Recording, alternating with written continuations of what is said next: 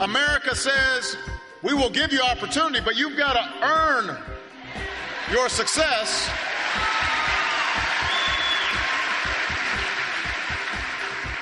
You're competing against young people in Beijing and Bangalore. You know, they're not hanging out.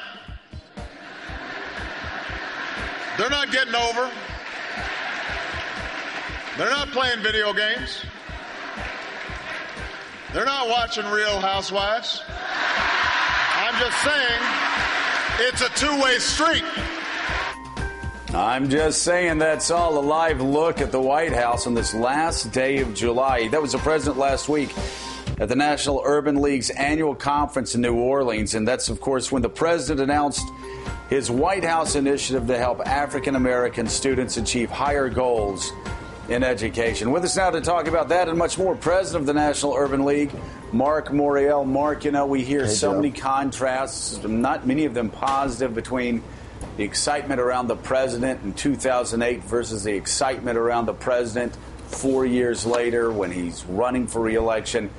How is the president received at your conference? Is the excitement still there? I tell you, the excitement was incredible, and I think what the video clip didn't capture is the president was actually talking to about 500 teenagers who were in the audience at the conference, because when he walked in, they went wild. I mean, they were wildly enthusiastic about the opportunity to see a president and to see Barack Obama. So that conversation was a bit of a colloquy, which was going on between them and the president at our conference. But he was well received. And, you know, think about it.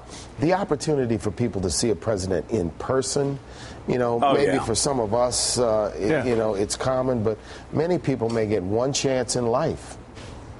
One chance in life. So he was well received, and I thought his message was not only the education message, but he did talk about violence, and he also talked about his record and made a few points. Mr. Mayor, let's talk about that for a second, if that's okay. Let's talk about his record, and of course, it had to be so exciting for those students to see the president. You're exactly right.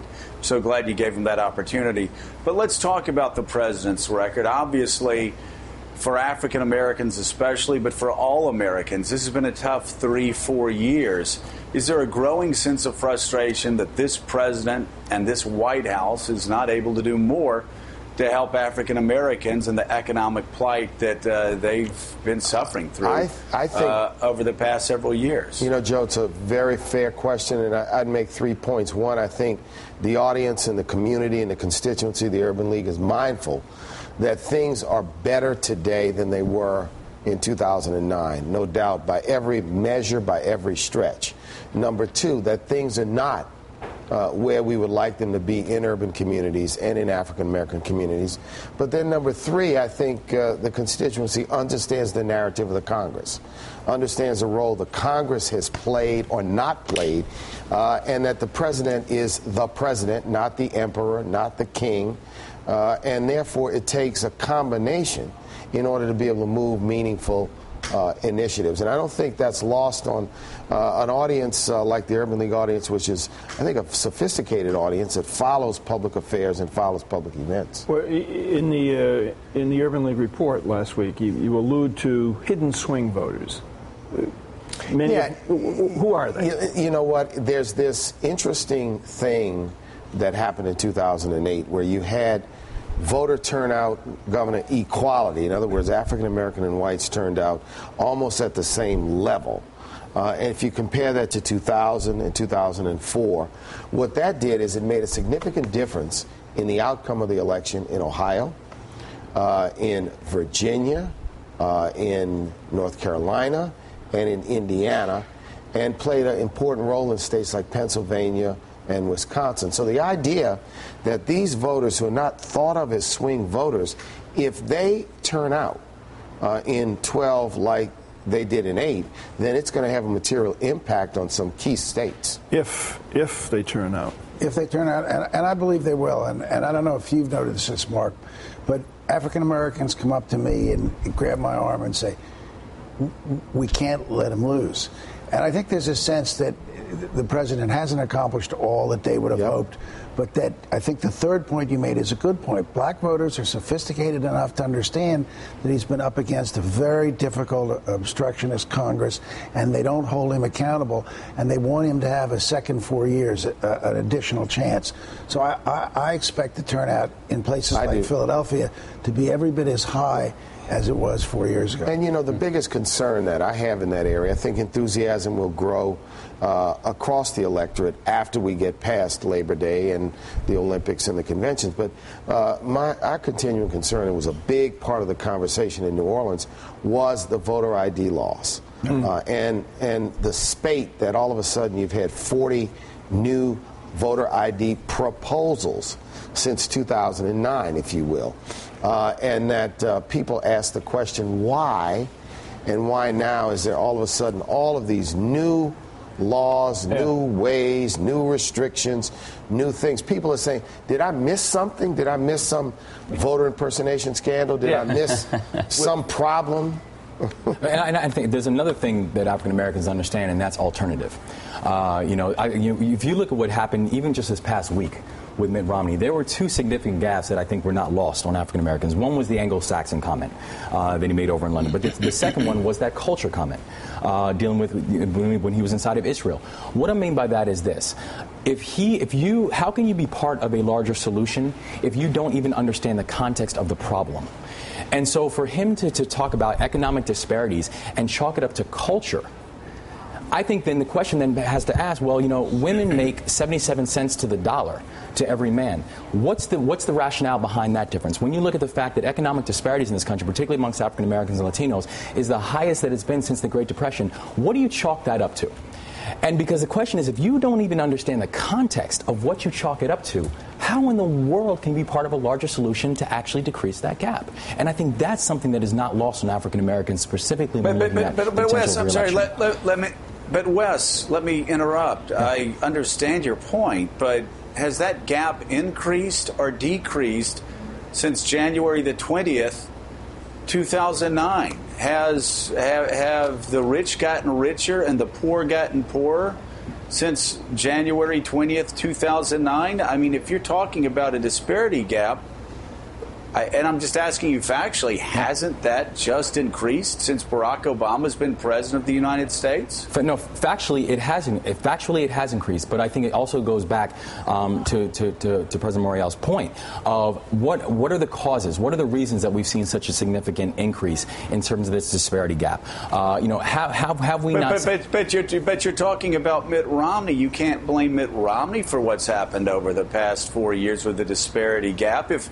Barack Obama gets the disparity gap in a way that you're suggesting that Mitt Romney does not, and I'm not arguing that point. I'm just asking you, why doesn't Barack Obama do something about it? I mean, it seems to me you can't attack Mitt Romney for what's been happening over the past 4 years in this area. You can't attack Mitt Romney for what's been happening in the past 4 years, but what you can attack is the fact that if you're applying for the job of Commander-in-Chief, if you're applying for the job of President of the United States, and you've shown that you don't even have a context of where these gaps are coming from and how exactly to attack the gaps, then what exactly is going to be your plan to help decrease them?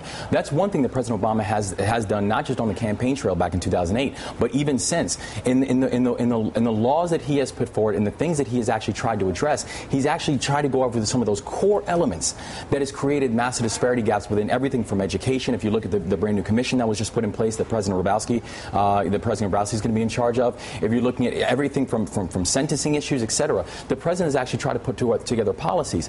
And so even though people understand the realities and people understand the complexities of Congress, the complexities of how exactly with this multi-cameral system of government, they also understand the fact that if you're listening to Mitt Romney talk about economic disparities are caused by culture, then you don't necessarily have a champion that's going to fight to address a lot of these issues. Culture. I mean, culture. We can have the debate on what causes economic disparity. I would guess economists have probably looked at different cultures across the world, and I'm sure that does go into part of the discussion. But again, economic disparity explodes when the economy gets worse, and unfortunately, when the economy gets worse, who suffers the most? African Americans. Yeah, I think, and other minorities. It's not just specifically what a president is willing to do to focus on one group or another. You have to look at the macro picture as well. And if the economy continues to slide over 3 or 4 years, sadly, in this country, we have seen it's African Americans who suffer the most. And the president certainly has to take some responsibility for that, Mr. Mayor, does he not? Yeah, look, the president does sort of co-own, because Congress co-owns, the Federal Reserve co-owns the condition of the economy.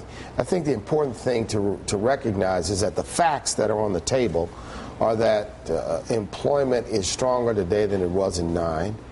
Growth is stronger today than it was in 2009, and those are the facts. But I also think that the debate that this will evolve to is whose plan is best for the future. I mean, that's really, and who has a better understanding of the problems that we face. I mean, we can't dismiss the growing gap between rich and poor in this country. It's a long-term trend that was exacerbated by the recession. But at the end of the day, I think presidents and people who want to lead this very complex nation have to have more than a superficial understanding of the problems. And also, I think the question is, whose plan is better for the future?